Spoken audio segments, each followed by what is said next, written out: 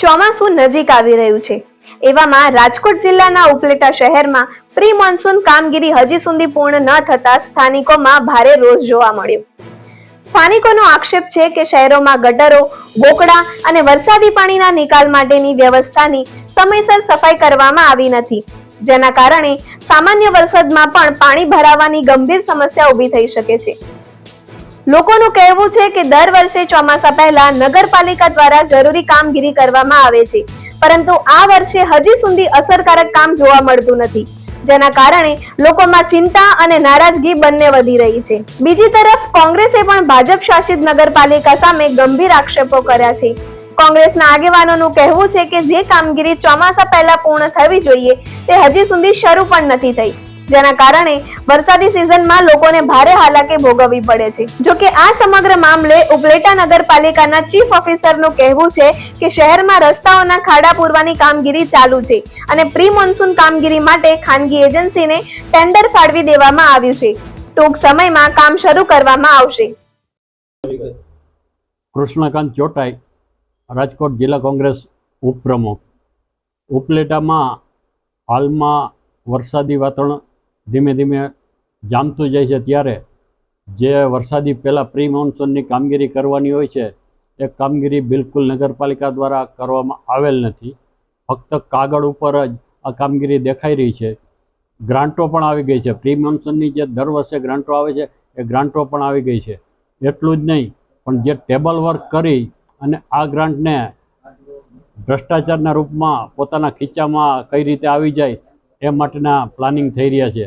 વિશ્વાસપાત્ર વર્તુળોમાંથી જાણવા મળ્યા મુજબ પ્રી મોન્સૂન કામગીરી માટે જે જેસીબી ભાડે રાખવામાં આવેલ છે એ 4200 ઉપરાંતની કિંમત 1 કલાકના લેખે ભાડે રાખવામાં આવેલ છે, જ્યારે હકીકતમાં 900 થી 950 રૂપિયામાં ઉપલેટામાં ગમે એવું જેસીબી જોઈએ તો મળી જાય છે, જ્યારે નગરપાલિકાએ 4200 ઉપરાંત પૈસા આપી અને ભાડે રાખ્યું છે। આ તો 3000 રૂપિયા તો ખાલી ભાડામાં જ ફેરફાર છે, બાકી ખોટા કલાકો ચડાવી અને આખી નગરપાલિકાની જે ગ્રાન્ટ છે એ ચાઉં કરી જવાના પ્રયત્નો કરે છે, એની સામે પગલાં લેવા હોવા જોઈએ। ઉપલેટાની આજુબાજુથી 3 નદીઓ પસાર થાય છે, એને કારણે ઓખળા અને બીજી નાના ઓખળા ઉપલેટામાં વધારે પ્રમાણમાં છે અને આ ઓખળામાં અસંખ્ય ગંદકી છે અને એમાં કચરો છે, એને તાત્કાલિક સાફ કરવી જરૂરી છે, પણ નગરપાલિકા આ બાબતે કોઈ ધ્યાન દેતી નથી। મારું નામ ખીમાભાઈ રબારી, ગામ ઉપલેટા। હું આ ઉપલેટાનો રહેવાસી છું। આજ રોજ જે આપણે ઉભા છે મોજ નદી, અમારું જીવદોરી સમાય મોજ નદી છે અને અત્યારે જે પ્રી મોન્સૂન કામગીરી થવી જોઈએ આ નગરપાલિકા દ્વારા, પરંતુ હજી સુધી કોઈ નગરપાલિકા દ્વારા ધ્યાન દોરવામાં આવતું નથી, કારણ કે હવે ચોમાસું નજીક આવી રહ્યું છે અને જે સાફ સફાઈ કરવી જોઈએ એ હજી થયેલ નથી, કારણ કે આ જે મોજ નદી છે એ અત્યારે પ્રદૂષિત થઈ ગઈ છે। એની અંદર કચરાના ઢગલા પડ્યા છે। બીજા નંબરમાં કે પાણીનો જે પ્રવાહ જતો હોય અને પ્રવાહને રોકતા જે બાવળિયા છે, ઝાખરા છે, આ નગરપાલિકા દ્વારા સાફ સફાઈ કરવી જોઈએ, પરંતુ નગરપાલિકાને અનેક વખત રજૂઆત કરવા છતાં નગરપાલિકામાં કોઈ જાતનો જવાબદારી આપતા નથી અને જે કોન્ટ્રાક્ટરો આપેલા છે એ કોન્ટ્રાક્ટરો આમાં કઈ ધ્યાન આપતા નથી। જે આપણે જે નગરપાલિકાનો જે ઉભા છે ત્યાં અમારો મોજ નદીનો પુલ છે એને સાફ સફાઈ કરવાની જરૂર છે, કારણ કે મોટા મોટા ઝાડ થઈ ગયા છે, આ ડેમેજ થઈ ગયો છે પુલ એમ કે છે, પરંતુ થયો નથી। પરંતુ હવે જાજા સમયમાં આ પુલ એમ ફાટી જાય, કારણ કે આના મૂળિયા મોટા હોય ઝાડના અને આને સાફ સફાઈ કરવી જોઈએ। અને બીજા નંબરમાં ગામના જે રોડ રસ્તાઓ છે એને પણ રિપેર કરો। ચોમાસું ને હવે 10 દિવસ જ બાકી છે અને તાત્કાલિક જે ગામની અંદર જે પાણીનો નિકાલ થવો જોઈએ એ પણ નથી થયો। પાકીચરિયા રોડ ઉપર આપણે જતા જે હોકળો છે એને પણ સાફ સફાઈ કરવાની જરૂર છે, કારણ કે દ્વારકાધીશ સોસાયટી છે એ કમસે કમ 10,000 ની વસ્તી ધરાવતો એરિયો છે, એની અંદર જે ઝાડ ઝડી થઈ ગયા છે આ હોકળાની અંદર, એમાં પણ સાફ સફાઈ કરતા નથી। તો હવે ચોમાસું નજીક આવી રહ્યું છે અને અમારી દરખાસ્ત એ છે કે અમારા પુલ, અમારા ગટરું અને અમારી ગામની સેવા જે થવી એ કરો, અને અથવા જે અમારી મોજ નદી છે એને તાત્કાલિક ધોરણે બાવળિયા છે એને સાફ સફાઈ કરે અને જે કચરાના ઢગલા પડ્યા એને દૂર કરે। બસ આવી જ અમારી માંગણી છે। ઉપલેટા નગરપાલિકા દ્વારા જે વરસાદની સિઝન ચાલુ થવાની છે એ પૂર્વે અંડરગ્રાઉન્ડ ડ્રેનેજના જે જગ્યાએ કામગીરી થાય છે ત્યાં જ્યાં રસ્તા ખોદાયેલા છે ત્યાં અત્યારે યુદ્ધના ધોરણે આપણે પેચવર્ક કરવાની સૂચના આપવામાં આવેલ છે. આ ઉપરાંત જે વિસ્તારમાં પેચવર્કની કામગીરી બાકી છે એવા પેચવર્કમાંથી રજૂઆત આવે છે તો એ અંગેની જાણ અત્રેની કચેરી દ્વારા જીવડીસીને કરી અને આ તમામ વિસ્તારોમાં પેચવર્ક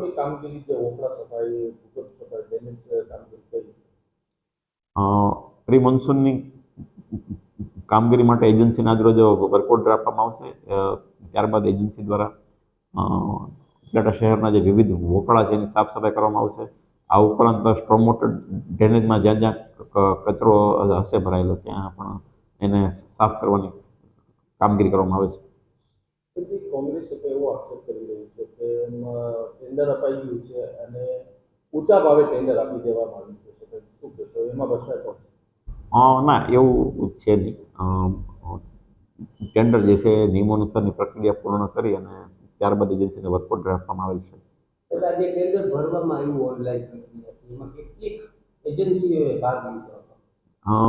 પ્રથમ પ્રયત્નમાં એક એજન્સી આવેલી હતી એટલે બીજો પ્રયત્ન કરવામાં આવેલો હતો. બીજા પ્રયત્નમાં 2 એજન્સીઓ આવેલી હતી. એમાંથી એક એજન્સી છે ડિસ્ક્વોલિફાય થયેલી હતી, એક એજન્સીનો ભાવ મંજૂર કરવામાં આવેલો હતો.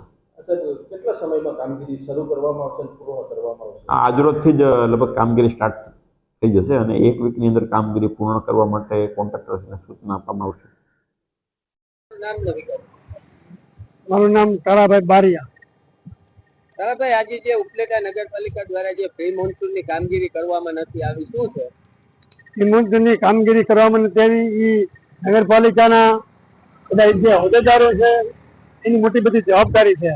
એની અંદર એની કમિટી છે એની મોટી બધી જવાબદારી છે. અત્યારે જે મોજ નદીના પુલ ઉપર અને જે હું અત્યારે જોઈ રહ્યો છું તો જે ગોંડલ બાપુનો જે પુલ વ્યવસ્થિત રીતે બનાવેલો છે એ પુલની અંદર પડખે જાળી બિછાવી દીધી છે. પડખે મોટા મોટા ઝાડવા થઈ ગયા છે. પુલને ભયંકર નુકસાની કરી છે. સરકાર અબજો રૂપિયા ખર્ચે તો હવે પુલ થઈ શકે નથી. ખાલી ઝાડવા કાપવા બાબતથી આ જે મુનસબ છે એ નગરપાલિકાને જે કામગીરી કરવાની જરૂરી છે એ કરતી નથી અને જે પૈસાનું પેમેન્ટ આવે છે એ ખીચામાં પણ હોમાઈ જાય છે, બધું ખીચામાં લઈ લે છે. તારાભાઈ, જે આ પ્રી મોન્સૂનની કામગીરી નથી થઈ અને તેને લઈને નીચાણવાળા વિસ્તારોમાં પાણી ભરાવાના નીચાના પ્રશ્ન એ છે કે જ્યાં ત્યાં કચરા બધા નાખી દીધા છે. અમુક ઝાડ બધા ગાંડા બાવરના ઝાકરા બધા ઉભા થઈ પડ્યા છે.